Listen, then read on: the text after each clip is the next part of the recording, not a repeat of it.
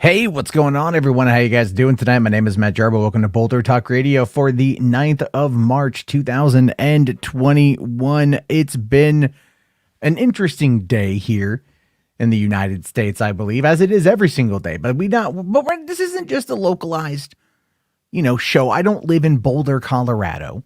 Some people out there actually think I very much live in Boulder, Colorado, but I don't. In fact, I live outside of Seattle, Washington. I just happen to like the name Boulder for memeable reasons, I guess. But for those of you guys who are tuning in who aren't, I guess you could say like local to the show, how are you? Hope everything is well. I want to do something tonight a little bit on the different side. And I say that because I've been thinking a lot lately about the direction I want to take this whole thingamadoo, right? This whole thing. I like the idea of more of a laid back, not much going on stream. Take your guys' calls, see what's going on with you. But I want to add a little bit of interesting flair to it. And not in the sake of drama and shit. Because I find that to be relatively pedantic. And I say that because today I found out that I believe it was Turkey Tom or Zap Time. Are they the same person? I have no fucking idea. Released a video with me in the thumbnail all about Candid, which was a social media platform that sponsored me nearly 5 years ago. I did one video with. And for some reason, it gets brought up every so often. And so I was getting, people were telling me about it. Like, did you know that they're talking about Candid? I'm like, oh, fuck that again. Because it was a thing that they paid me money to do. They paid me a fair amount of money to do. And I did one video. And then someone who I thought I was friends with threw me and other people under the bus because he thought he found something about the program. And then that kicked off an entire thing. But after that, I dipped out. I criticized him initially and called him a conspiracy theorist because I think that he is. And, but at the end of the day, for some reason, I'm still heavily brought up. I did one piece of work with these guys.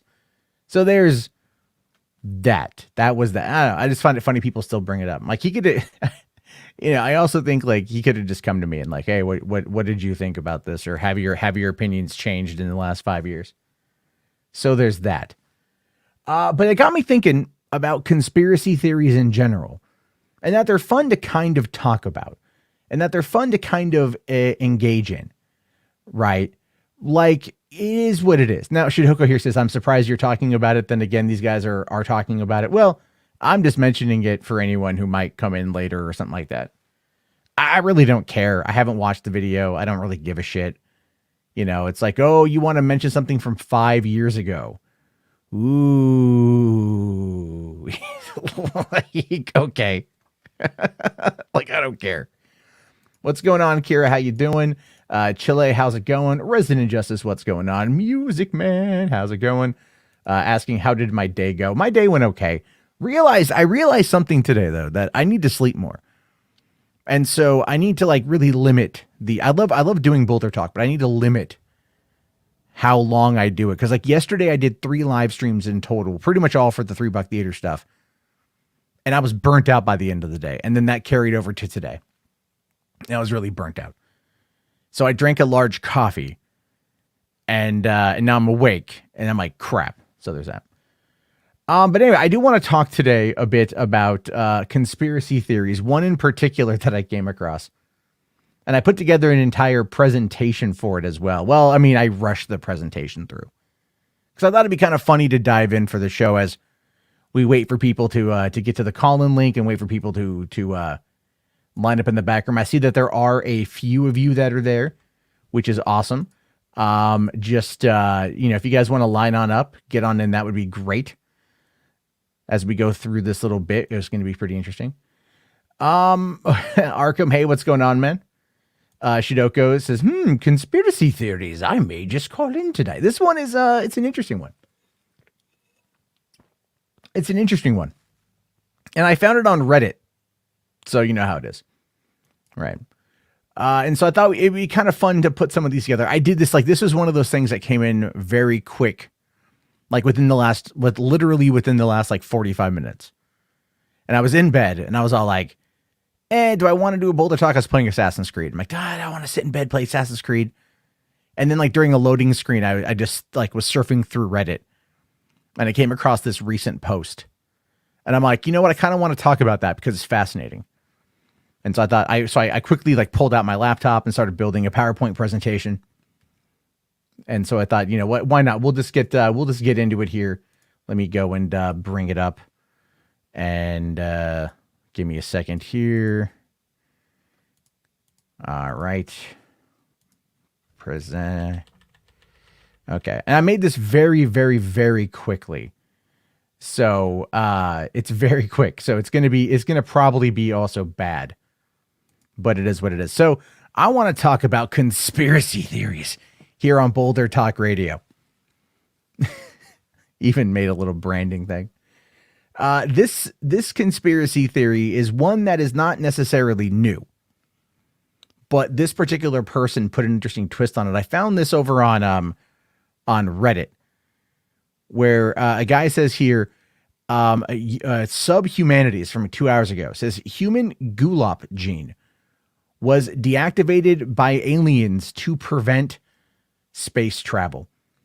That is what this guy is saying, that the human GULPO gene was deactivated by aliens in order to prevent space travel. Now, you might be asking yourself, just what the hell is the GULPO gene? Well, we're going to find out more. But let's see what this guy actually says.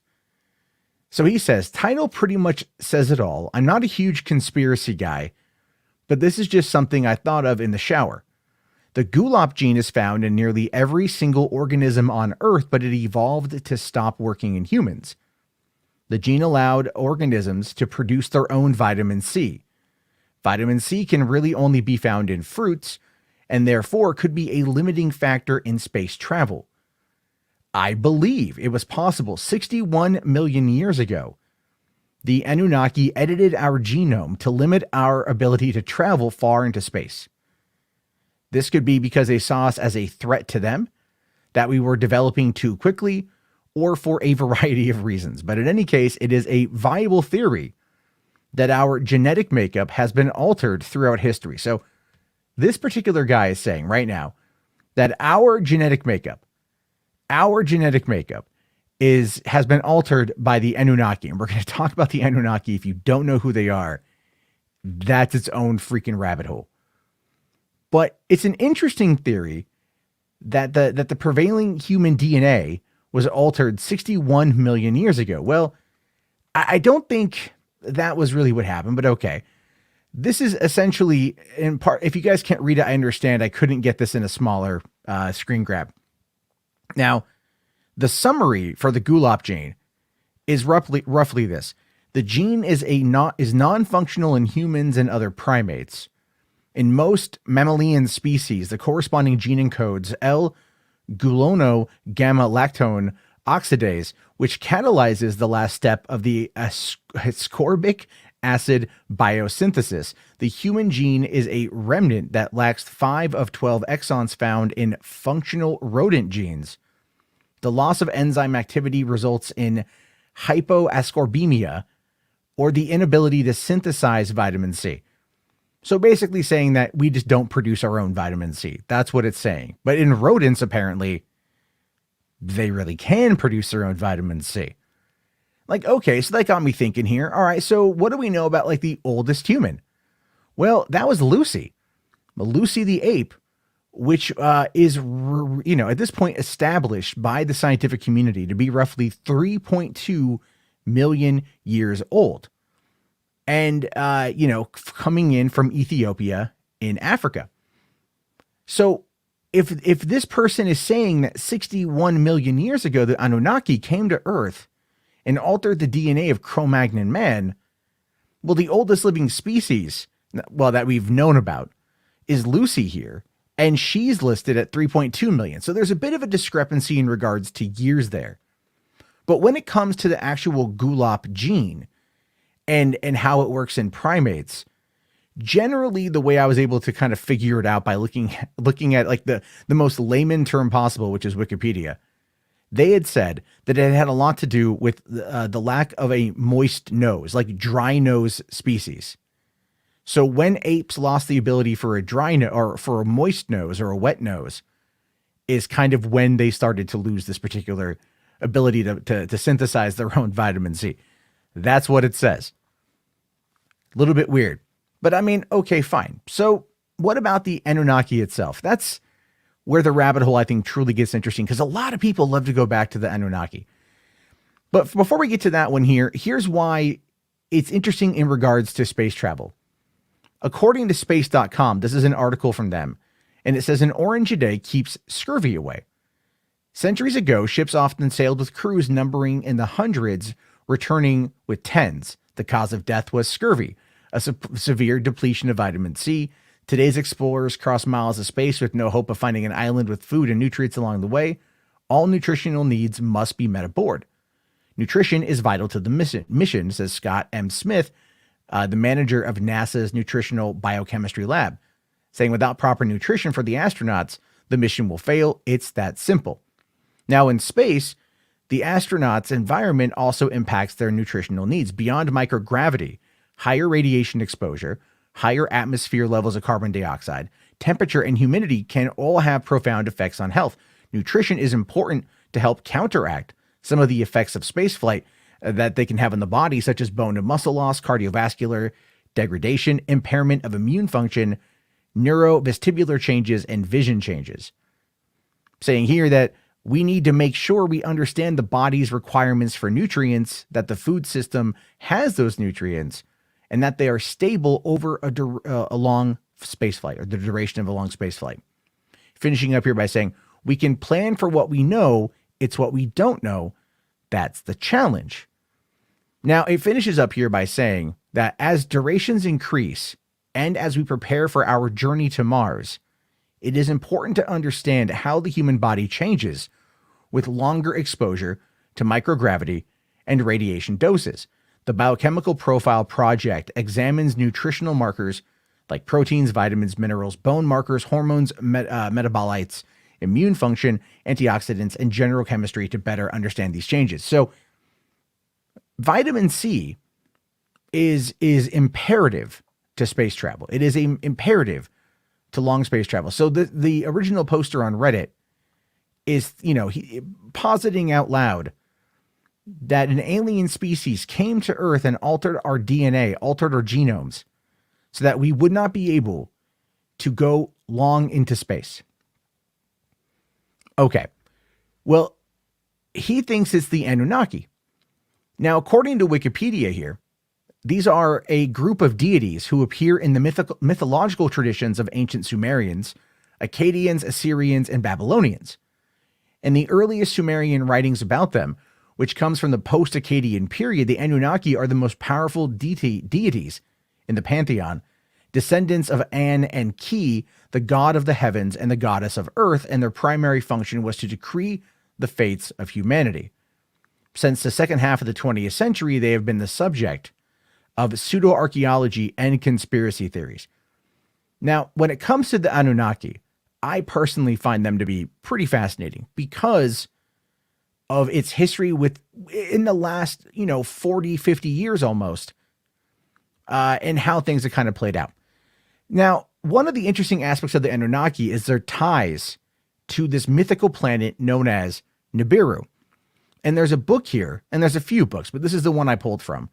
A book here called Slave Species of the Gods, The Secret History of the Anunnaki and Their Mission on Earth by Michael Tellinger. So the idea here is to explain why the Anunnaki came to Earth, because it's an ancient Sumerian thing that was discovered in the mid-1970s by an author named Zecharia Sitchin. And in recent years, it's taken up. Now, Planet Nibiru is an interesting thing in and of itself, which we'll talk about here in a second. So this is a description of the book. Scholars have long believed that the first civilization on Earth emerged in summer 6,000 years ago. However, as Michael Tellinger reveals, the Sumerians and Egyptians inherited their knowledge from an earlier civilization that lived at the southern tip of Africa, which I believe is Cape Horn. I believe that's Cape Horn. and began with the arrival of the Anunnaki more than 200,000 years ago, sent to Earth in search of life-saving gold. These ancient Anunnaki astronauts from the planet Nibiru created the first humans as a slave race to mine gold, thus beginning our global traditions of gold obsession, slavery, and God as dominating master.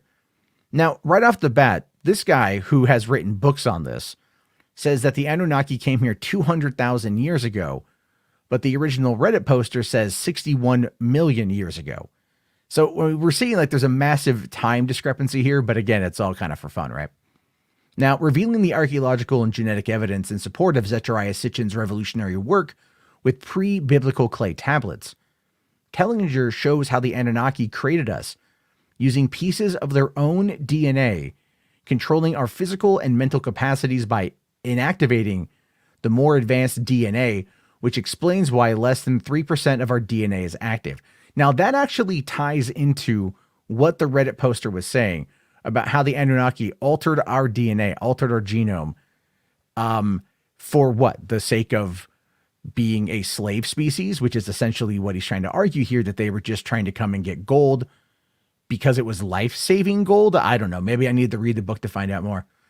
Now, Tellinger identifies a recently discovered complex of sophisticated ruins in South Africa, complete with thousands of mines, as the city of Anunnaki leader Enki, and explains their lost technologies that use the power of sound as a source of energy, matching key mythologies of the world's religions to the Sumerian clay stories on which they are based. He details the actual events behind these tales of direct physical interactions with God, concluding with the epic flood, a perennial theme of ancient myth that wiped out the Anunnaki mining operations. So you get a couple weird vibes off of this. Like I'm getting some like Atlantis vibes off of this, but we can start to see how like, you know, this book, when it came out many years ago, is still, the ideas are kind of influencing how other people think about the Anunnaki, right?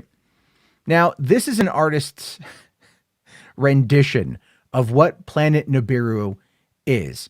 And Planet Nibiru has been, again, in the lexicon of conspiracy theories now for quite some time. Remember the December 12th or December 21st, 2012, the end of the world, so to speak?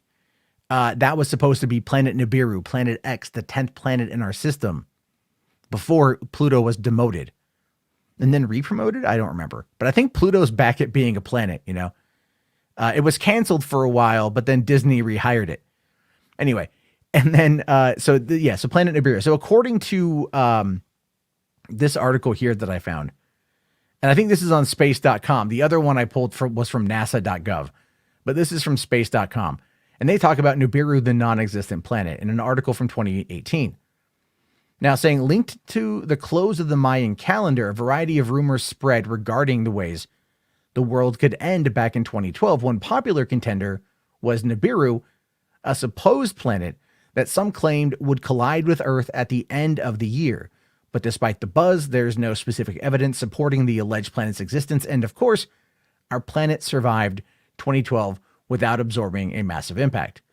Nibiru has been linked to NASA by various bloggers. Because of this claimed connection, space agency officials put out a statement that no big planet was coming to destroy Earth in 2012. And then what follows is true science and the history of the supposed planet. So I just want to talk about the origins of the myth to give you guys an idea of just kind of like how far this whole thing has come. So the story began in mid-1970s, 1976, when Zecharia Sitchin wrote The 12th Planet, a book which used Sitchin's own unique translation of Sumerian cuneiform to identify the planet Nibiru, orbiting the sun every 3,600 years. Several years later, Nancy Leiter, a self-described psychic, announced that the alien she claimed to channel had warned her this planet would collide with Earth in 2003. After a collision-free year, the date was moved back to 2012, where it was linked to the close of the Mayan long count period. When Comet Elenin appeared in 2011, many were concerned that it was the mysterious planet in disguise, despite the fact that planets and comets appear very differently under a telescope.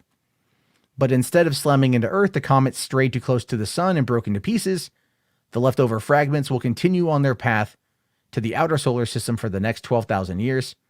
Still bits of comet and not a more cohesive planet. So, looking at the original theory, looking at what this guy was saying, we can kind of take from all of this that this dude is just like, I get what he's trying to say. I get what he's trying to say here, but none of it makes any sense. Even like the crazier conspiracy people wouldn't even go as far as 61 million years in the past. They go back 200,000 years where they say that these space gods created mankind to more or less just be slaves. But our earliest Cro-Magnon man found, Lucy, is 3.2 million years old. So from here, as always, take with an insane grain of salt. But I just wanted to talk about this for a little bit because I think it's pretty funny. It's not that I believe any of this. And here's Jay saying, I see Matt's gone, oh, Heaven's Gate. No, but I will say here that the Planet Nibiru conspiracy theory was the first real rabbit hole I went down on YouTube in 2012 when I was working at my old studio, and my boss came in as I was working on a script, and he just goes like, "Hey man, you hear about this 10th planet?" And I'm like, "No." And he's like, "Yeah, apparently in like 5 years, it's supposed to come destroy the entire world, and Fox News just talked about it. I'm going to send you a link." There went my whole night. I watched video after video after video on YouTube about how the end of the world was coming in 2012, and it didn't happen. And here we are, nearly a decade later, still alive, but people are still talking about it to some kind of extent. So that is the Boulder Talk Radio conspiracy theory for the night. I appreciate everyone tuning in, and let me now go to the calls while we see what you guys have to say about this. What's going on, Anthony? Hey, Matthew, how you doing?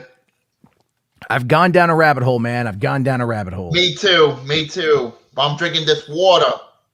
Nice. So what's on your mind, man? I've been doing very good today. We watched a couple of shows. We watched Black Lightning. I watched Misery Index. I watched a couple of shows. Nice. So what do you think of that whole conspiracy theory that I just presented? It's just like an Alan Moore story. A little bit like that. So do you think that there's a 10th planet in our solar system that's going to come destroy us all? No, but I don't, but I'm a big fan of astrology. Oh, okay. Okay. Do you practice astrology? Yeah, I go to the store. I look through books when I was in high school. I was looking through books. We had a globe when we used to live in Maspeth. Oh, okay. Well, I mean, a globe is a globe. I don't know how that ties into astrology. I'm a big fan of astrology. I read books. I used to read books in high school. Okay. So, I mean, like, now, do you have any predictions? Have you predicted anything using astrology? Have you read any of the charts? Have you looked at like your birth date in the 10th house? Are you a Taurus moon? Are you a Gemini rising? I'm a Virgo. Okay. All right. But so you're Virgo. Okay. I don't know much about astrology. I know a couple buzzwords that I've heard. The thing is that I imagine when I'm coming out of my mom's womb 38 years ago, that had a pyramid that said AMC. There was a pyramid?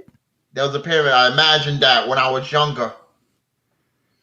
So I'm sorry. So did you imagine like your mother's vagina was a pyramid? Well, I mean, no, because it kind of is an inverted pyramid, kind of. Inverted pyramid, yes. A little bit, yeah, a little bit. Little baby Anthony comes sliding out the. Younger. Okay, so you imagined this. Okay, so you imagined this when you were younger. What exactly? So, and I'm sure AMC is your initials, is what you think. Yes. Okay. Now, what did this pyramid say to you? It said to me, it's time for your arrival, Anthony. It's time for your arrival. Okay. And you believe it? Yes. I believed it when I was a little kid. Like I would believe that in my dreams, the boogeyman came out.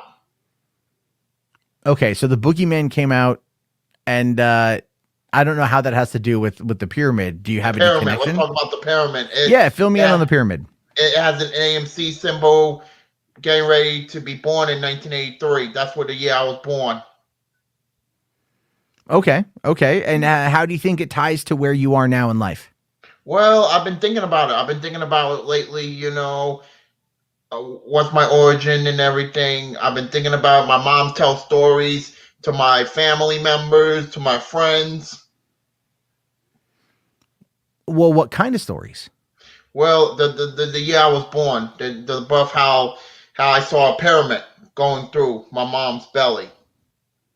Did your mom also see the pyramid? No. Okay. Well, I'm just trying to figure it out. I'm just trying to understand. So you saw this pyramid when you were born, and Yes. and you think that the pyramid it had your initials and that it was speaking to you. Yes. Okay, that it was your time. Yes. Okay, and has it spoken to you since then? No, unfortunately. Well, what a cock tease, right? Like, just what a tease. 38 years ago, it knocks on your door and just goes like, "All right, Anthony, time to wake up." And you're like, "Okay, thank you, pyramid." And then it's like, "Okay, well, it went to the store for a pack of smokes and it never came back." I know. I'm never was a smoker. I know. I'm just saying, it's like, you figure the pyramid, if the pyramid's here to give you a divine message, it would have attempted over time to poke and prod you in the right direction. But maybe, and I'll let you go after this, but maybe what the pyramid is telling you is that the AMC is your name, but the pyramid is what you would see on a dollar. Yes. And it's telling you that you need to write your book and write your biography. Yes. And then then you're just going to see a lot of pyramids. They're going to be stacked on top of each other. Yep. It's like a weird sci-fi movie. It's like an episode of like a sci-fi show. Okay.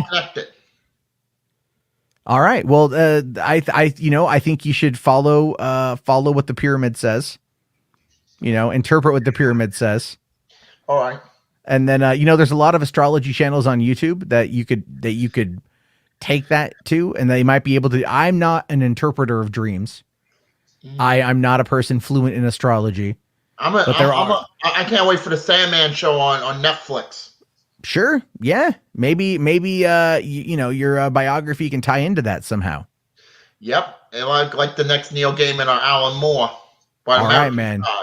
Well, I put faith in you to do it, Anthony. That's why I ask you about it every time you come back in, right? Shidoko here says, "Finish the book equals pyramids of money." I will, Shidoko. There you go.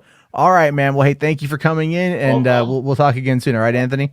All right, thank you very much, Anthony. Everybody, good guy, friend of the show. Okay, I saw we had a $3 Australian super chat here from Jay saying, "Hope you're well." I am doing well. Thank you very much, man. Hope you're doing good too. Thank you very much. Hey, what's going on? Lords of the Long Box here. Saying here, the nickname of my penis is Scurvy the Assassin. Okay. All right. So, and then we had a $5 super chat from Kiranu, saying, Ralph forbidding my name mentioned clip is here. Okay. Well, I can't, well, you know what? I'll tell you what, I'll bring it up because you were cool and you dropped some money. I wasn't going to watch it necessarily. I think I know the clip you're talking about, but hold on here. I'll bring it up and we'll give it a watch. We'll give it a laugh. And because that's, of course, all that they can do. Okay. Oh, darn it. I can't, you're going to have to send it to me on Twitter or something, because unfortunately wait, hold on. I might be able to get this one here. There we go. I found it. Okay. Jesus Christ. All right. YouTube.com. All right. Oh, you guys are going to make me watch Ethan Ralph. God, the things I do for you people, the things I do for you guys, because I love you and I'm here. Let's see what he has to say. All right. Josh Moon's penis. Oh. You're going to have a lot of interesting Matt Jarbo because voice there are clips certain after things this you one. do not equate, and there are certain things you do not attempt I don't give a to fuck about merge that together loser either, as to by go, the way. well, Don't I even mean, mention him on my you fucking know. show. I tell Patrick some things in confidence about my security or my legal situation or whatever, and he is going to use that, broadcast that all over the internet, all over the airwaves, basically to excuse himself for not going to the conference.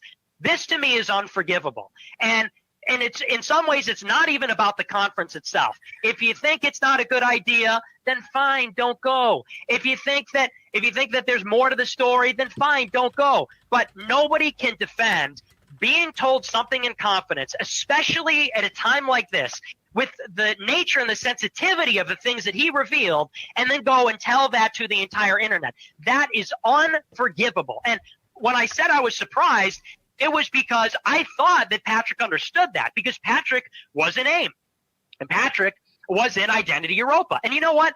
I didn't think that Identity Europa was a great idea. I didn't think that AIM was a great idea. Now, did I go on my show and say, Oh, okay. I Oh, have you just to said tell everyone? Oh, I was literally in the first Patrick told me this, and I went to this second of event the clip. Oh, we got like 10 I told him seconds left. privately, I think it's time to disband it. And I kept it private. And you know what? And even though Patrick has betrayed me, and what's more, he didn't bring any of these concerns up to me up front. Okay, well, none of that. I don't fucking know what the hell. Okay, so just in that. Okay, just in that very beginning part. Okay, sorry, I was like, what the fuck? Like, I don't even know what they were playing. I know recently they listened to one of my $3 Theater streams where I talked about some shit. They brought that up, but anyway, I don't quite know. All right, Shrek is Daddy here. Thank you very much. $2 says look into Project Bluebeam. All right, what is Project Blue? I'll check that out later on, definitely. Well, you paid money. Let's see here. Project Blue Beam. Okay. So it's a quest for a new world order.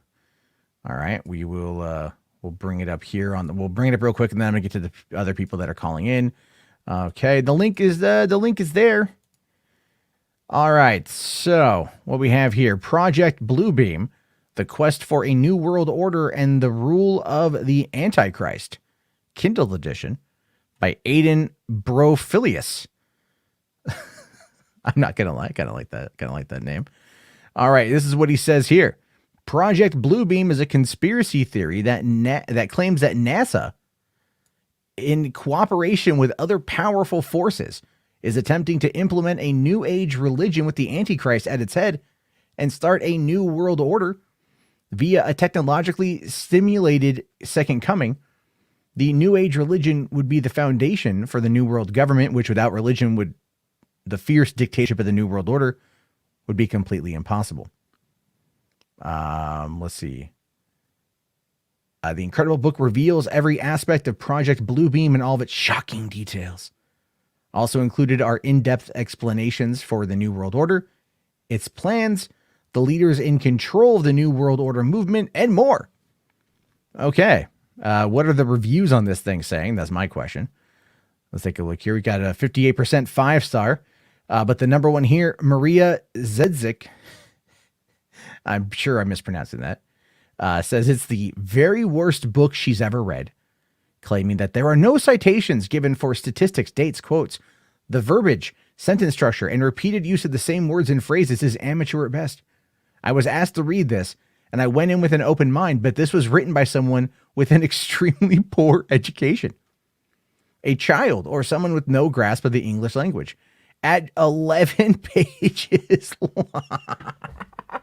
At 11 pages long and full of contradictions and straight up verifiable false statements, this gets 1 star. It would be 0.1 if I could. I will give the author credit for doing something, but that something was a waste of my time. Please avoid this book. There may be better books on Project Blue Beam, say that 5 times fast, if that's your thing, but not this book. Just walk away. And it's a verified purchase. So it's free on Kindle if you have Amazon. Kindle Unlimited, which I don't have. I can buy it for $3. I think I'm good. I think I'm okay. But I'll look into it. I will look into it. Kirano here, $2, saying, here's $2 for having you listen to Fuentes. Thank you. I think it's pretty funny. I do agree though about Nick Fuentes being a Fed. All right, Reginald Justice, man. Thank you for waiting. How's it going? I'm doing good, man. How are you? I know you've been talking a lot about your sleep schedule, and I'm kind of surprised you're still up doing these streams so late, I drank coffee like hours ago. Must have been a big cup. It was a Trenta sweet cream cold brew from Starbucks that my girlfriend got me. And I'm like, well, I can't turn it down. And then like, it's a lot of caffeine. True. And I'm like, I get home, like, okay, I'm just going to chill out. Just going to chill. And then like I start reading. And then as I start reading and I start thinking, I start waking up, and I'm like, well, I might as well go do a fucking live stream. So here we are. Yeah, Boulder Talk Radio. All right. So what's the topic you want to talk about for a few minutes tonight? Well, since we're talking about conspiracy theories, I was kind of like browsing that subreddit as well. You've seen the one about, well, I don't know, it's more of a joke, but there's some people like getting serious about Justin Trudeau being like a descendant of Fidel Castro. I thought that was funny. Oh my God. Really? They're trying to argue that Justin Trudeau is because their faces, their faces look like identical. What? Okay, that's a little bit odd, but I guess you know what, people have weird ones. Let me take I've seen some stuff on here right now about the whole Meghan Markle, Prince Henry. Their interview, by the way. I haven't watched it. I don't care enough to watch it. Like I figured I would catch the highlights, and the highlights are more or less like, hey, did you know that the royal family, they be racists? And it's like, yeah, duh. I mean, these are the kind of people that have grown up with like everything they've ever wanted. Told you that. Yeah. Eddie Izzard made a great crack about it back in on his Dress to Kill special, where he was just like, scraping the bottom of the barrel in regards to inbreeding, and they have no knowledge of like how the real world works. Like a royal meets a person, like, oh, you're a plumber. How interesting. Yeah, like what is that? There's just some weird stuff with that family. It's like they're like run like a business, not like a real family. It's so weird. Well, I mean, the thing is if the entire concept of the royal family, if you think about it, right? At least they're, not throughout like the modern age, but beforehand, like the monarchy established, they were like I'm not trying to go too far here when I say this, but to me, based upon how much that they were taking over, they were kind of like the modern Genghis Khan to an extent, right? Or Alexander the Great, where like they were attempting to kind of like establish a control around the world, and they've been relinquishing that control over time, which is good. But then again, like the fundamentals of British life have like infected those cultures. You know what I mean? So now, like with, let's say, Hong Kong and in India, places like that, I think they still have the Falklands, and that's just really only important if you're ever playing a game of Risk. But yeah, I was gonna mention too. Have you ever dived into like JFK conspiracy theories? No, I haven't dove into JFK conspiracy theories. Because there's some crazy ones, like about how like he was assassinated by the mob, or some people think it was an inside job of the CIA. It's crazy. Oh, okay. I've heard that. Like, well, okay. So, Stephen King wrote a book called 11/22/63, and it was a miniseries and a great miniseries. I haven't read the book, but I love the miniseries. I thought it was great, but I did read interviews with Stephen King about Lee Harvey Oswald, does he think that Lee Harvey Oswald is the lone shooter? Or was he set up by the government, which was something that was obviously kind of hinted at in the story. And according to Stephen King, he had his research assistant or research partner, and they dove into the story. Like they dove into everything they could get their hands on. And he says that he thinks that Lee Harvey Oswald acted alone. So I think that is, like if Stephen King, because he would do the research on it. So I think he would have probably a solid idea based upon the presented evidence, but you still never know. Like we'll never know entirely. Now the Yeah. Like then the question becomes like, oh, but like Robert Kennedy was Saran. You know, like some people have argued that there was a second shooter there because of some of the trajectory of like the bullets. There's a whole Unsolved Mysteries covered it a long time ago. They covered the Robert F. Kennedy shooting, and in one of their episodes, and they have some interesting theories, which is funny because as I was prepping this episode, as I was prepping my PowerPoint presentation, I had the Samsung has a free television on their TVs, and they have like after a certain time at night, it's just nothing but Unsolved Mysteries with Robert Stack. So I was just had my headphones on, like doing research on the Anunnaki and like listening to like an Unsolved Mysteries about some guys trying to escape Alcatraz. Nice. Like I'm like that to me was so much fun. That's probably why I'm awake right now. Real quick here, Shrek is Daddy, $2. Thank you. Says, oh my God, thick ass earth, Haley Steinfeld. And then emojis that I'm trying to decipher like ancient hieroglyphs. I'm not seeing the eggplant water emoji, so I think you're okay. But something about I think this guy really wants to have sex with Haley Steinfeld. So I'm just saying. Yeah, that that's just profile pic tends to have that effect on people. Yeah, with people like, what do you? There's no hot girl calling into this show. Like, well, you don't know what I identify as. I could identify as Haley Steinfeld on SK Bishop. Right? Anything, you know. What is it? The neo pronouns. Have you heard of the neo pronoun situation? No, I did hear about the super straight hashtag that was going on that we were really upset about earlier today. I saw something, someone had retweeted something that the Quartering talked about with that. I took a look at it for 2 seconds. I don't get it. What is this? What is this thing? Well, I mean, you could watch the Quartering's video, but you know, it's the Quartering. So you why put it up why would I want to waste my brain cells? But yeah, I don't have any desire. Yeah, I've met the Quartering. I'm fine. I've met the Quartering. Hey, what's going on? Always lost on nothing else. Wow, you're still doing the counting of all the messages. That's what he does. He counts every message that he puts out there. So like he keeps a log of it. Wow, that's some dedication for sure. That's some 15,000. If you want to bring this up, yeah, I don't know if you want to bring this up because it might get you demonetized. I don't know, but I was gonna ask, like, do you believe any of the COVID conspiracies, like about like the vaccine having chips in it or anything? No, I don't fucking think that, I don't fucking think. Because I don't believe in that either, but it was funny because like even like my mom was talking about it. I'm like, what the frick? Yeah, I know a lot of people out there, they're just all like, they're just, they go, oh no, but Bill, what is it? God, Bill Gates, for example, here, I'll show you this. Like Sacha Baron Cohen is saving this one. If my computer wants to operate, I swear to God, everything's going crazy with it right now. There we go. Sacha Baron Cohen can already track us like constantly. I don't think they need chips and they can check your fucking phone, man.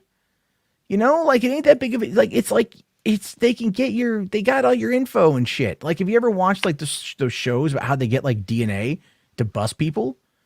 Like one of them was like this murderer that they knew this guy did it, but they couldn't, like, they had DNA, but they didn't have his DNA. So they literally stalked this guy for weeks, and until he was outside smoking a cigarette, and he spit on the ground, and they waited for him to walk away, and they walked over and they got a sample of his DNA from the spit. They were waiting for him to because this guy was like not throwing any cigarette butts away. He was taking his trash can, his cans with him. He knew the cops were after him, and he knew that they were trying to get info on him. And so he was making it hard for them, but then he spit and they were able to get it. And that's how they got him. So you can do DNA in a lot of different ways, but this is something that is going around right now on Facebook and Twitter. And a lot of people out there really think that Bill Gates is just going to end up causing this fucking, going to put a microchip in you. And, how many people carry their goddamn phones with them everywhere they go? Spending way too much time on Parler. Yeah. Well, Parler, 4chan, Gab, Telegram, you name it. Anywhere where there's a far right wing base and whatnot. Let's see here. I do want. I did. This came out today, and I don't know if you're the person that I need to share this with, but I don't know. Are you familiar with who Milo Yiannopoulos is? Probably yes, not. Yes, I am. I Okay. watched your channel way back then. Oh so my I God, I'm know. so sorry that this channel is way better now. It sucked way more back then. But anyway, Milo Yiannopoulos came out today in an interview. Now he declares himself as ex-gay. No way. This is from the Daily Beast. This is not a fake story. This is Milo Yiannopoulos that came out today. March, he was interviewed by a Catholic website, and he is now declaring himself as ex-homosexual, and he wants to now go on and to do conversion therapy. So it's his mission in life now, just to spread the message that conversion therapy works, needs to be implemented. Is that what he's doing? Like, is that the new grift? That's the new grift. He says here, over the next decade, I would like to help rehabilitate what the media calls conversion therapy. Now he is legally married to an African American man, and he now says, though, the guy that I live with has been demoted to housemate. So his husband, his black husband that he was touting around for years, that whenever somebody called him, racist or whatever, he's like, no, I married a black guy. That was his shield to an extent. And he's always been open about loving black men, by the way. So it's not like it's something, he did just for clout. And, but now he married the guy. He married the guy, and he's coming out and going like, no, I'm no longer gay. I'm no longer with this guy. He's my housemate. He's my heterosexual life. If anything, like Milo is this guy's beard now, you know what I mean? Or something like that. It's so ridiculously stupid. The Power Bunny here says, whatever respect I had for him just went out the window. Yeah. So, do you have respect for him anyway? I don't know if I would ever. I don't know. I've talked to him one time privately. Yeah. I was interviewed by him way back in the day. What was that like? He was chill. It was like that whole over the top stuff wasn't even there. He was in like actual journalist mode, and he got his shit done. Well, that's what I imagine most of these people are like, Yeah. Well, I imagine Jeremy the Quartering's like that too. Like they have like this bravado they put up, but they're not really like that. Jeremy the Quartering followed Sargon of Akkad around like a lost little puppy for the entire time I was at MythCon. Really? So it's like, yeah, he was very much like in awe of Sargon being there. So yeah. He doesn't have it. I don't know. Like he was kind of an idiot. I didn't really care. Yeah. I talked to him just a little bit, and he was just like, make an apology video. That was it. And then like came back and still, even though I didn't do anything, at the event, gonna give you shit about that.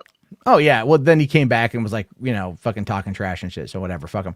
All right. So, I'll let you go, buddy. I got some people to get to, and, but I appreciate you coming on.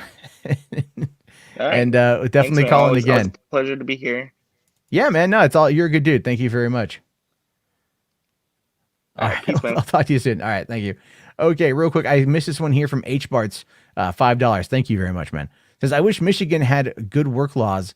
You've been on 7 days since June with only 2 weeks off for Christmas. God damn, dude. God damn. Yeah. I mean, like we're in crazy time right now.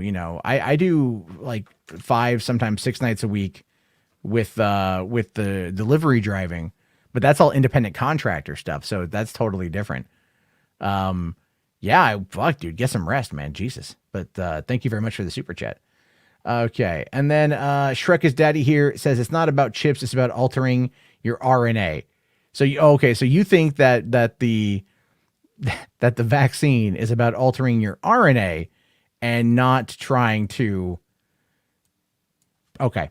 Sure. No. I mean, like, yeah, all right.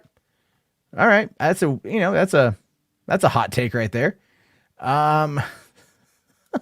Let's bring on Ben. How you doing, man? Hey Matt, how you doing? I'm good. It's a good night. It's windy outside. It's raining. It's nice weather. How's it over there? Windy and I don't know. I live in Washington. Windy and rainy is not what I call nice weather. I mean, it's not like it's like calm. It's like okay. Yeah, I'd argue that it's good tip weather because I can make some good money out there driving, but I prefer to be in nice, warm, comfortable environments because I'm an old boomer. What can I say? Yeah. man, that story was insane. But like the whole entire time you were talking about it, I was like, wait, this just sounds like the first civilization from Assassin's Creed. Well, yeah, and I should have mentioned because I really do think that Assassin's Creed took a lot of their whole thing, especially by Assassin's Creed 3. Yeah. What's the one where you go to Mars? That was Brotherhood, or was that 3? Where you go to Mars? Not where you go to Mars. It's like there's one where like it's like they're Martians. The end of the game, you find out that there's Martians. Oh, I think that was Assassin's Creed 2. Oh, okay.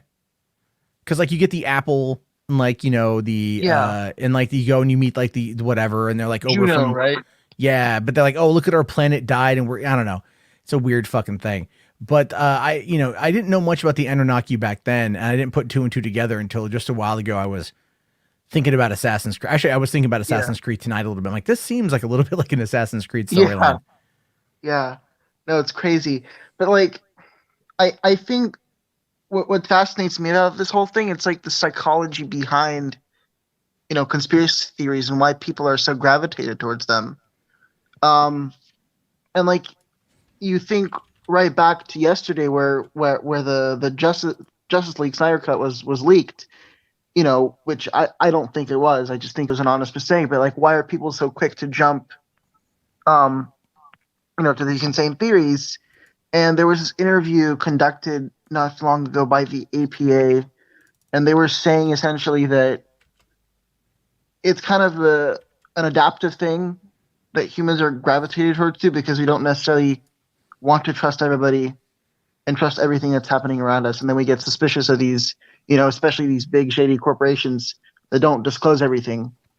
And so it's like, oh, they must be doing something wrong.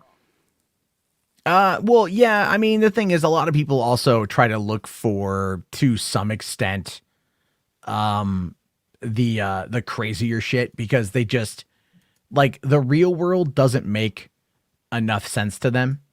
You know, like, it just doesn't. There are certain things they just don't look at. They just don't get. And so they find themselves looking to more of the fanciful because it seems so preposterous that it's almost like comforting. And that's honestly, and I'll catch flack for this, but that's kind of how I view a lot of religion. Religion is like, look, the core tenets of most religions are like, just be good to one another, man. You could summarize 99% of all religions by literally just quoting Bill and Ted. Be excellent to each other. Whoa. Right? That's it. That's all you got to do. Just be good to one another. But then you look at like how we start to divide based on, how like so many religions, if you go outside of the tribe, if you go outside of the echo chamber, they will excise you. They will abandon you. You'll lose your friends. You'll lose your community, your support structure, all because of some 2,000-year-old book that's not even 2,000 years old, that was written by men and interpreted by men and lorded over by men with power. And yet people want to believe that this is real. They want to believe that this is, that you have to do these things, and the people become radicalized. And I think they do that more often than not because it's a conditional thing that they're taught from when they were younger. They also don't have a lot going on in their lives, to be fair. And really, in some cases, it's just, people just go fucking insane, I guess. Yeah, no, it's a great point. Remember that, speaking of people, going insane, remember that, that theory, like, a while back where this is ex-Mossad agent came out and basically said that there's a secret base inside Mars or something, and U.S. and Israel knows about it.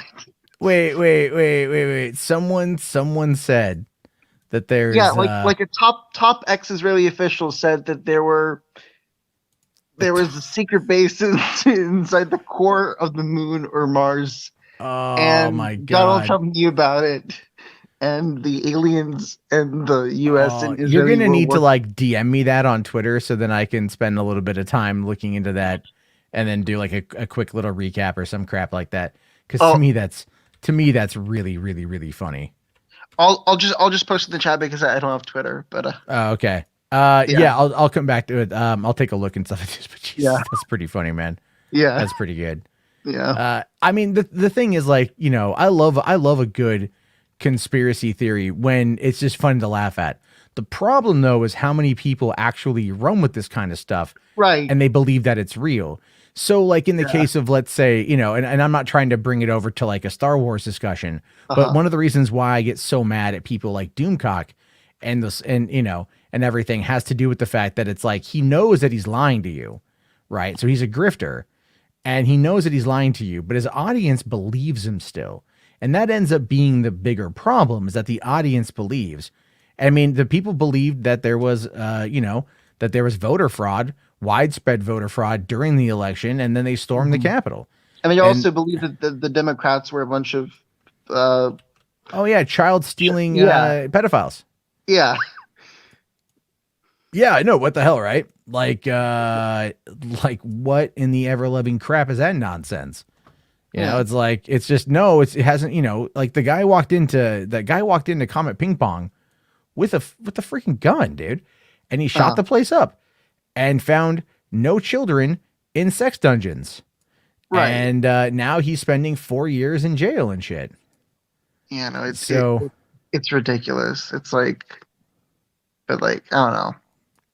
well, I mean, unfortunately, this is just what happens. So, Yeah. you know, a lot of people get a little bit crazy on that nonsense and we end up getting ourselves in some odd situations. But at the end of the day, a lot of people, you know, I think they just want to believe in something. I think we've taken, I think one of the reasons why conspiracy theories have grown in the way that they have in the recent years has a lot to do with the fact that we don't teach people anymore to you know, to really kind of go after what they want and to like believe in themselves. So Yeah. they have to believe in something else in order to kind of like maybe get by. Yeah, and like with WandaVision, people weren't thinking it for themselves. They were just like running with whatever the latest new Rockstars theory was, right?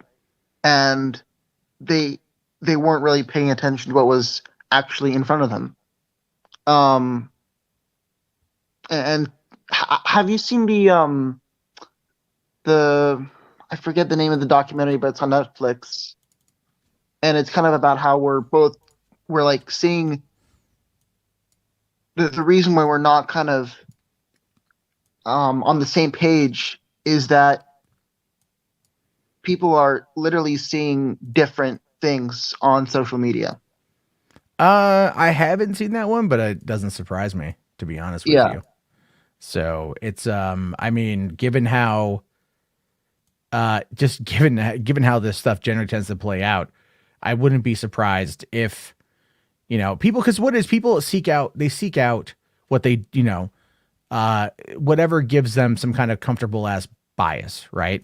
Right. So they'll seek out weird shit because like they just want to believe in something, and it's unfortunate because I've seen it play out like that for years, and you just kind of end up getting into the situation where like, well, okay, fucking here we go again. Yeah. You know, like you just end up having people who believe in the craziest stuff, and that ends up being what guides them. And then the thing is, as more people start to believe in it, like, okay, so look at QAnon, for example. QAnon saw a massive increase in the wellness community, right? In the spiritual community and all that stuff. So what it is like and those are predominantly female led communities on Facebook. And so what happened is like this theory made its way into that world, and it was propagated by those people, the people that believe in astrology, the people that believe in psychics and crystals, and they're open to suggestion. You know what I mean? Like they're very open to suggestion. And so here comes this, you know, the demon rats are stealing children in order to turn them into sex slaves and to harvest their blood. And it's like, come on, who would ever really believe that? But then like, you know, you find out that, oh wait, an article came out that says, yeah, the blood of the young can actually like help with older people with transfusions, you know? And then it's like, well, that kind of backs up that theory, or people just want to believe the craziness. Yeah. And it's these echo chambers that circulate the evidence that directly supports those theories, and filtering through evidence that might not. So it's just like really kind of, it's not necessarily lying. It's just not the entire truth. Well, it's a lot of people. There's a lot of not lying, and then there's it's like obfuscations of the truth, and I'm probably mispronouncing that, but it happens with a lot of people. They just want to they look for their own confirmation bias, and when they have their confirmation bias, then at that point, they're happy. So I'll tell you guys, I honestly, like, I'll do the same thing sometimes, where it's like, I know like a piece of news has come out, but I'll seek a certain person's opinion because I know that we more align. And so I'll seek their confirmation bias, and then I won't necessarily always go and seek out an alternative opinion. Sometimes I do, but I also get angry when it's like, when I know the alternative opinion is bullshit. So it's like when someone's like, like masks are good. And I'm like, yeah, masks are good. And then someone says like, no, masks are bad. And I'm like, no, but I don't. Yeah. And then you like automatically jump to kind of like a reason why it's like, it's so bad, what the opposite opinion is. Yeah, exactly. Well, all right, man, I'm going to let you go. I got one more person to get to, and then we'll kind of wrap it up. But I appreciate you coming on, and right. Send me, you can email me, themundanemat@gmail.com. Email me that thing. Great. And, awesome. And I'll take a look at it, because I can put together a little, like 5-minute PowerPoint on it, because that shit's pretty fun. All right. Take care, all right, man. Thanks a lot. Have a good one, bud. Thank you. All right. That was pretty good. Let's take a quick look here at the chat. Music Man here says, Matt, would you say in some way that political parties, movements, and possibly cancel culture are in some way like a religion? Yes, they are. It's a concept of tribalism is what it core boils down to. People want to be within the tribe. They don't want to be booted out of the tribe. And at that point, they just find themselves in a position to where they are going to follow what people do. I think Tommy Lee Jones said it best. Let's see here. People quote Men in Black. There's a line where he says, a person is smart. People are dumb, panicky, dangerous animals, and you know it. 1,500 years ago, everybody knew the earth was the center of the universe. 500 years ago, everybody knew the earth was flat. And 15 minutes ago, you knew that humans were alone on this planet. And that's a great quote, because it's true. People are dumb, and they're panicky, dangerous animals. And that's accurate. And that's exactly what happened to the Capitol on January 6th. And a lot of it does boil down to religions. I mean, honest to God, look at the fucking Crusades, right? Look at the Crusades. Look at fucking ISIS. The Islamic State, fucking, it's a completely, the whole thing is about religion, and they kill people. Saudi Arabia throws gay people off rooftops because they're gay, and it goes against their religion, So it's like, that's fucking cancel culture and shit. But anyway, I see, hold on. We're going to take Kira here right now. Thank you, Kira. And I guess at this point, Bronx is in there running his fucking mouth in the chat again. But you guys have fun with that one. If there's any mods, I don't care. Feel free to boot them. It's all good. Yeah, okay. So let's just get right into it. I want to clarify, because I think it was like 2 days ago, I was talking about radioactive alligators. Right? Yeah. And I'm not joking about this. It's in the private chat, but there's a link. Oh, okay. So I just want to, put that out there. Did I say I don't believe it, or what? No, you didn't say that you didn't believe it. It just sounds so ridiculous. And okay, I'll bring it up here on screen. Yeah. I appreciate you bringing in sources, So John Oliver, and people might go, oh my God, the liberal SJW John Oliver. But John Oliver tackles our nuclear waste problem, which now includes radioactive alligators. Yeah. So anyways, there's that, Crazy. I'll go ahead and post it here in the yeah, go ahead. Chat, I made you a mod, didn't I? I made you a mod. Yeah. Go ahead. So ahead. there you go. If anybody, wants Want to to read about check that out, I just wanted to, clarify that I wasn't making this crap up.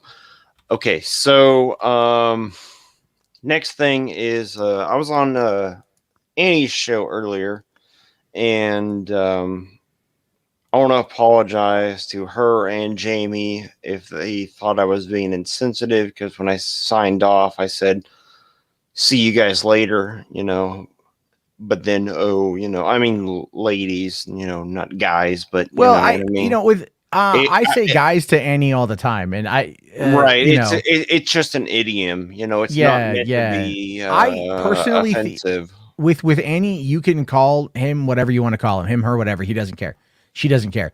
Like I've talked with her about it, him about it.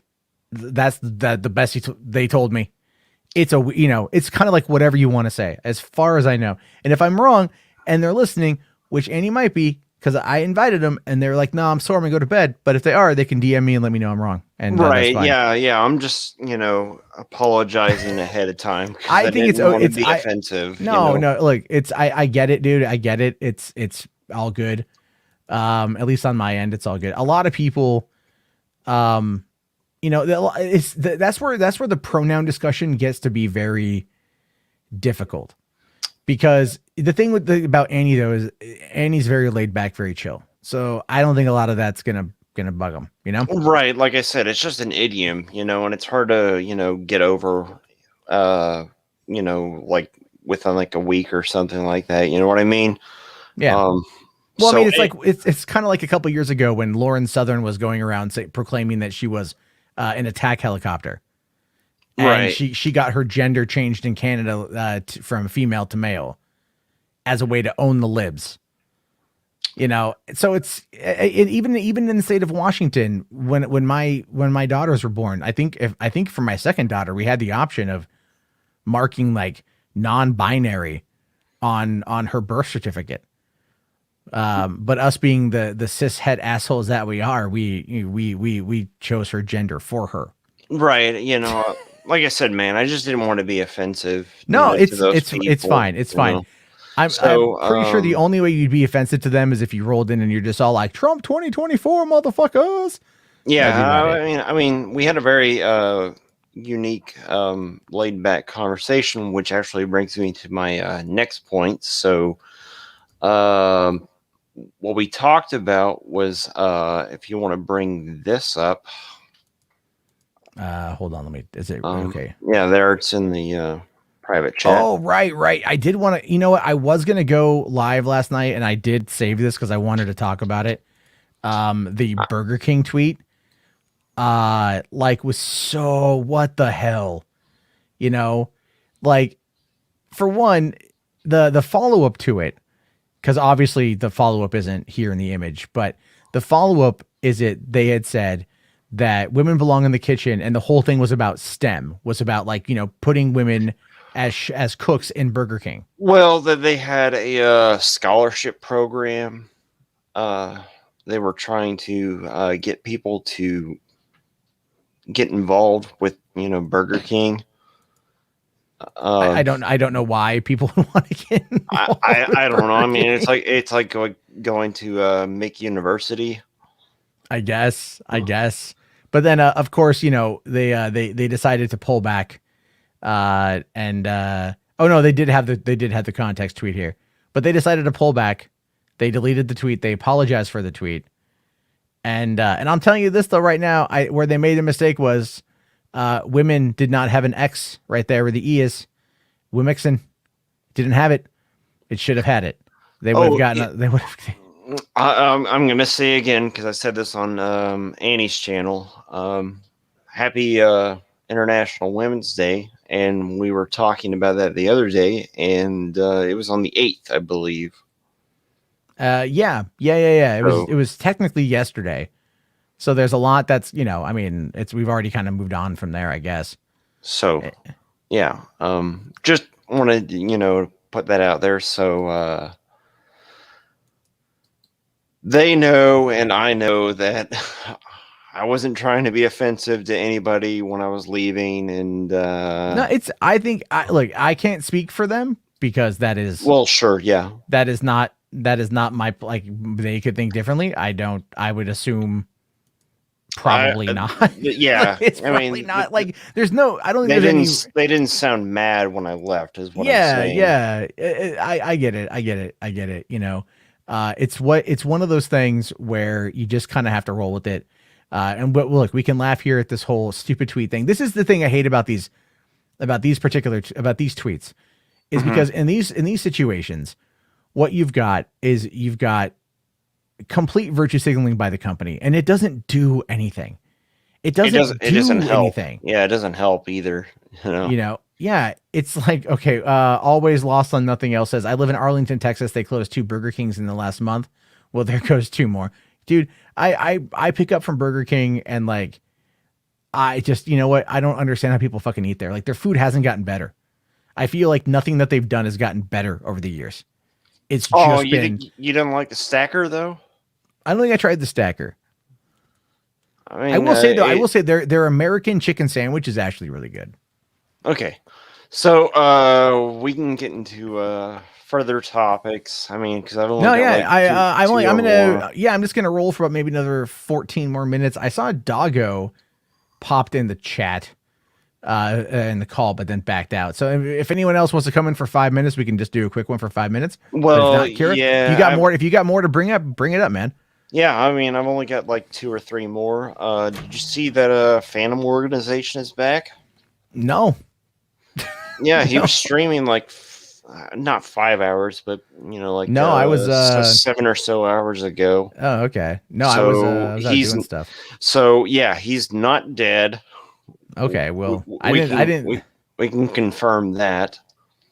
So you know, if you want to, you know, look into that, and that's I don't know, but the thing is, I don't know what I would look for on that front, to be honest with you. Like, what PO, what was he talking about? Was it anything? You know, I couldn't even tell you honestly, because I didn't watch the whole thing. It was just I mean, Phantom, PO. Okay.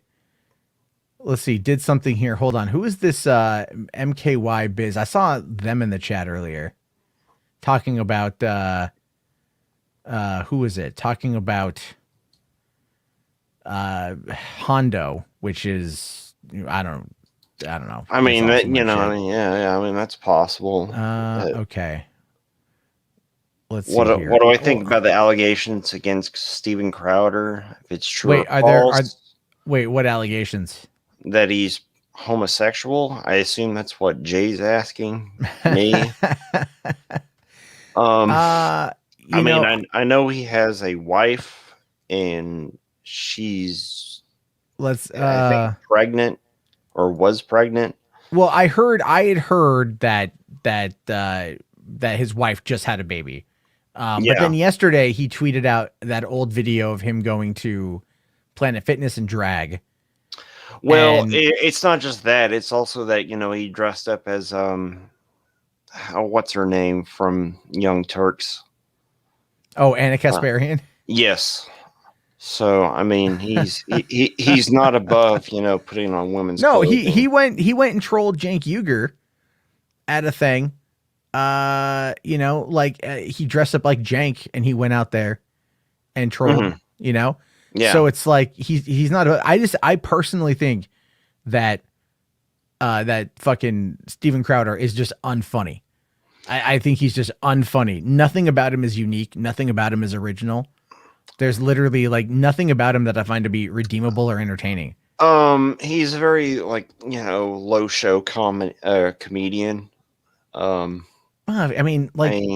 He's more of a. I wouldn't even say provocateur. Well, no, you could say because he argues. He would argue that he would be a provocateur. Like when he goes to Dearborn, Michigan, which is I think the largest. Change my mind things. You're talking about. Well, the change my mind. No. Well, Dearborn, Michigan, is like the largest population, like central population of Muslims in this country. They more or less like moved in and took over the town, right? Is from my understanding, like is what happened. And then he went there a long time ago and was kind of like wanting to order a gay wedding cake, and got told no. And he was, he's just trying to be that stupid provocateur nonsense. And, but that's all he's got. He's a one note guy, he's just got one joke in that's it. It's and the jokes don't really, follow through. I would say, I think they're mostly, just like, okay, yeah, you thought that was funny on paper, but in execution, it's absolutely terrible. But the thing is, his audience doesn't give a shit. So his audience, he makes a lot of money off of it. And I mean, look, I'll put it to you guys like this: his attacks on Carlos Maza, I think were absolutely done because there was some self-hatred there, right? There was some self-hatred. It's kind of like like the bully that picks on the kid because like the bully's just insecure. You know what I mean? That's a very interesting take. That he would go after him, not just for the Vox apocalypse, but that maybe the Vox apocalypse never happened. It never happened. That was a lie. The whole thing was a lie. It never happened. Well, I'm just saying that's what it's called. The Vox apocalypse. Again, these things have specific origins when they happen. Right, you can tie the first adpocalypse, which we're now 4 years into, to the PewDiePie instance, not long after Trump took office, when the Wall Street Journal went after him. Crowder got demonetized for a hot minute because of the pressure from the liberal media on YouTube over the comments that were made to Crowder. That was it. That was it. Right. There was a lot, and there was no Vox apocalypse. It was him branding something as a way to drum up more Mug Club support for his channel, for his program, and as a way to play the victim, because that's all he's got. There was never a Vox apocalypse. It didn't do anything, but so many people, like I got one guy who I knew years ago. I said this a few weeks back that there was no Vox apocalypse. He fucking like DMs me on Discord, blows up at me over it. He's like, I watched it happen. I'm like, you didn't want what? What did you watch happen? He got his monetization back. There was nothing that happened there to him that was not going to be, ever going to be overturned and shit. And then this guy gets so mad at me that he more or less like, he goes like, he's like, you're such a fucking liberal. You don't even care that my dog's going in for surgery, Oh God. And I'm like, no. That his dog just died of cancer. That's what it was. That his dog just died of cancer. Yeah. And I'm like, that's terrible. I'm like, it's terrible, dude. Like, I don't fucking wish that on anyone, Like Hitler could have a dog, and I'd be like, I hope the dog's okay. Like if you're gonna kill yourself, can you let the dog out, please, first? Right. Can you let the dog go be free? Change his name from German Shepherd to Australian mix. Speaking of German Shepherds, did you hear about the fact that the rescue that Biden had attacked someone? Yeah, his dog bit a Secret Service agent. I did hear about that. Yeah. Yeah. So. Okay. And but anyway, there are some people back there that a couple more people I'm just going to dive through in the hot second. Yeah. Okay. I didn't want to get into this because I thought it was going to take way too much time because I wanted to talk about like the Meghan Markle and Prince Harry thing. I didn't actually watch the interview, so I don't have. Yeah, we don't need to get into it. Yeah. The one thing that I will also talk about, and this is very simple. It's just a suggestion, as far as the true crime stuff that you get into. Yeah. Have you ever heard of Carl Panzram? No, I haven't. I'll send it to you in the private chat, and then I'll just get out of here. Okay. Okay. Yeah. No, I like to look at some of that stuff. I'm retooling it to be a bit more organized, and is what I'm working on next. And so the group that I'm in, they had to move homes, and so I'm waiting for them to get resettled. So I'm still working on it, but it's just kind of all over the place. But all right, man. Thanks for coming by, and we'll talk again soon. Okay. Yeah, man. I had a good time. Thank you. All right. Thank you. Have a good one, man. All right. Let's get to John. John, right now, you are going to be the last one of the night.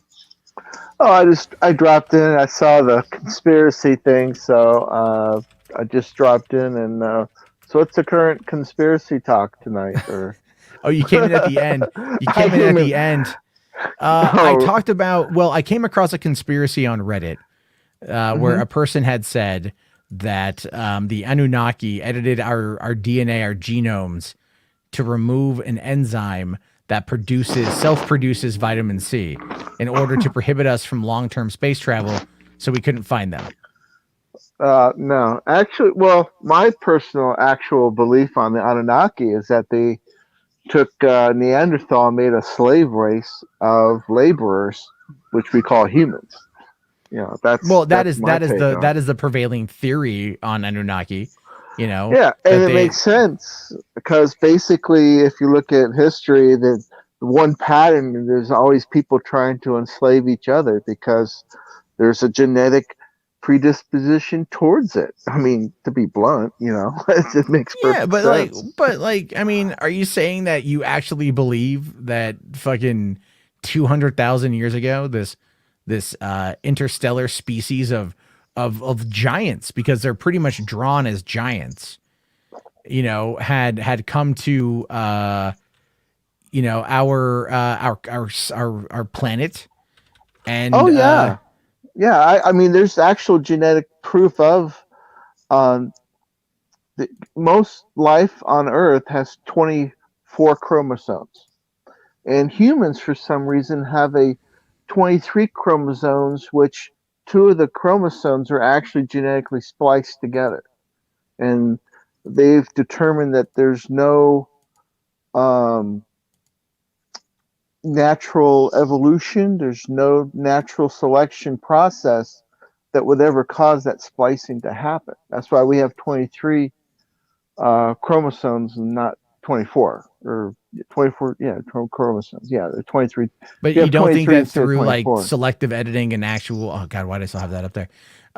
Through selective editing and all that other stuff that we just don't, it kind of evolved that way over time? No, they've actually shown that it's impossible for that to happen, but they don't give a reason of how it happened, you know. Have you ever seen this image floating around? Which one? It's on the screen right now. It's of 2 archaeologists uncovering a giant's skeleton. Oh yeah, there's ton well, I believe in, you know, ancient aliens and stuff. So there's a lot of they say that a lot of experimentation of the creating a labor race of humans was done. So there's a lot of variations of the genetic experimentation. They got some weird stuff. The red giants in Americas, they were discovered. They were talked about by the Native Americans, and that's well documented. Wait, you're talking like? Are you talking about? You're not talking about the trees. You mean? No, the red. They call them the red giants. These were large. These were a story passed down. They found the skeletons of these large Native Americans that were like 8 feet tall, and you know that's they call the red. I think they're red Indians. I can't quite remember. Red something. Okay, so according to this particular, I found a post. Mm-hmm. I don't want to go through the whole goddamn thing, but maybe I'll have to look into it. Okay, I think I found the image that you're talking about. So according to Steemit, which is a blog, crypto blog, so this is something that they're talking about as possible being like the redhead Native American giants. I think that's what you're referring to. Yeah, they had pictures actually in the Smithsonian before they were actually the Smithsonian edited those pictures where they cropped the bottom of it away to show the actual Why would the Smithsonian is dedicated to science, why would they edit photos? They show that before they had images of it in there. Then later on, the images had the large grave and the large skeleton edited out.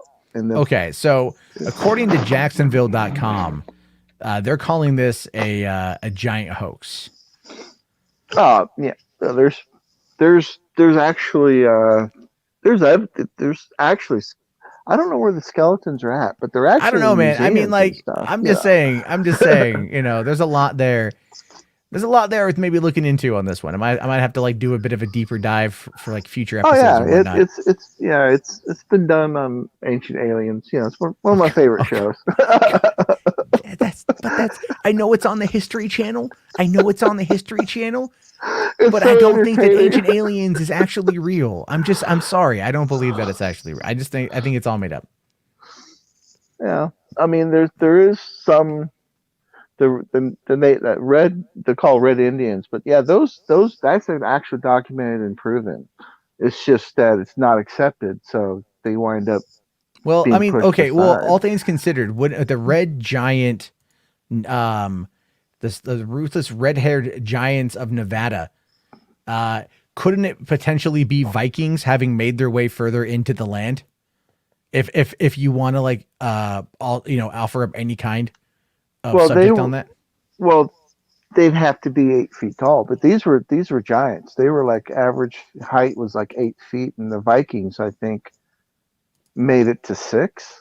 I mean, that was the European height, was maxed out at 6. But these were 8 feet tall. They were large humans, or humanish, you know. But talk about the variations. There's in Peru, they dug out weird elongated skulls and stuff, and the DNA. But those been elongated mapping skulls, out. they've also been able to tie it to how they wrapped the skulls back in the day when the babies were growing up. They purposefully wrapped the skulls like that in order to alter, because babies have soft skulls, right?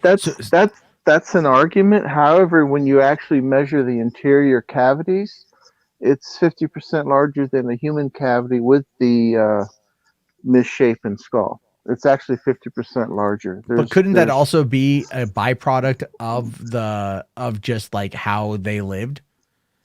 No, could that be Well, what I was trying to say was they did the Nazca skulls or something like that. I think that's what they call they have the Nazca lines. The Nazca lines, but the skulls are Peru. somewhere around there. The skulls are mostly from like South America. Yeah, but the genetic markers is like 25% is unrecognizable DNA. They don't recognize the genetic strain. It's if it was, as you say, human, then all the genetics of would be recognizable, but 25% or up to 30 was non-recognizable DNA. They couldn't analyze it. I don't know. I'd have to really look into that. I can't speak to that right now. Yeah, but I do have to wrap this up because I got to get to bed. No problem. I got to be up really early. So, all right, John, thanks for coming in, and we'll have to get on some of these conversations down the road. Wacky is my field. That's very true. So, all right, man, thanks for coming on, and I'll talk to you again soon. All right. Have a good one. Have a good one. Thank you very much. All right, everyone. That wraps up tonight's episode. If you happen to enjoy this, which I would hope you did, maybe you didn't. I don't know. There's some trolls that have been hanging out a little bit.